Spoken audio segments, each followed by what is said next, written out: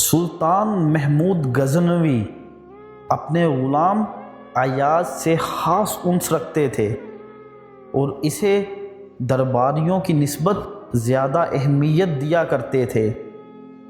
اسے اپنے تمام کاموں میں شریک رکھتے تھے اور اس سے مشورہ لیے بغیر کوئی کام نہیں کرتے تھے۔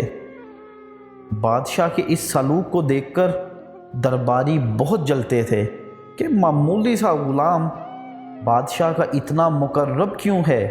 یہی وجہ تھی کہ ایک مرتبہ انہوں نے بادشاہ سے کہا، ایاز آپ کے ہیرے و جواہرات کو چرا چرا کر ایک جگہ چھپا رہا ہے اور اس کے لیے اس نے ایک کمرہ مخصوص کر دیا ہے۔ اس کمرے کے دروازے پر ہمیشہ تالا پڑا رہتا ہے اور کوئی بھی شخص اس میں نہیں جا سکتا۔ ایاز تنے تنہا ہر چند روز بعد اس میں جاتا ہے اور چرائے ہوئے قیمتی جواہرات چھپا کر باہر نکل آتا ہے اور پھر کمرے کو تالا لگا دیتا ہے۔ در حقیقت اس طرح وہ آپ کا خزانہ خالی کر دینا چاہتا ہے۔ بادشاہ کو اپنے درباریوں کی اس بات پر یقین نہیں آیا، لیکن پھر بھی ان کو مطمئن کرنے کے لیے اس نے حکم دیا کہ سب کے سب جائیں اور کمرے کا دروازہ توڑ کر جو کچھ بھی اس میں ہے وہ لے آئیں۔ درباری جب اس کمرے میں پہنچے تو وہاں انہوں نے سوائے ایک چرواہے کے پھٹے پرانے لباس اور ایسا جوتا جسے جھاڑیاں کاٹنے والے پہنتے ہیں ملا۔ پھر زمین کھودنے والے مزدور بلائے گئے۔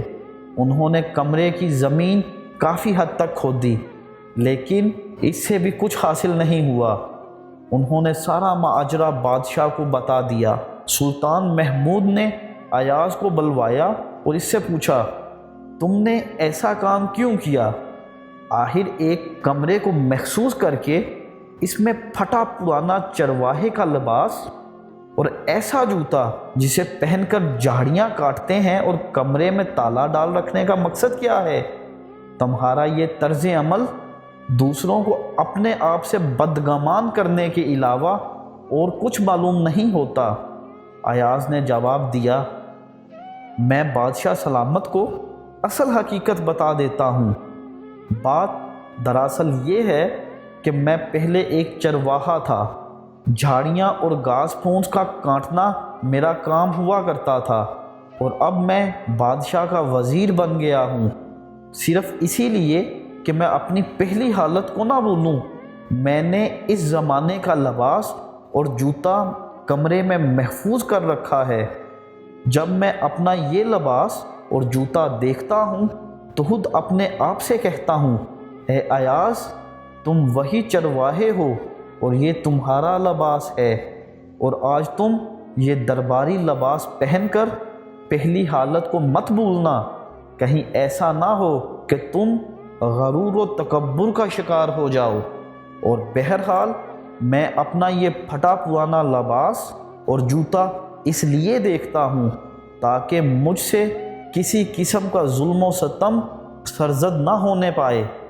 سلطان محمود غزنوی ایاز کی یہ بات سن کر بہت خوش ہوئے اور اس طرح اس کے نزدیک ایاز کی قدر و منزلت اور بڑھ گئی۔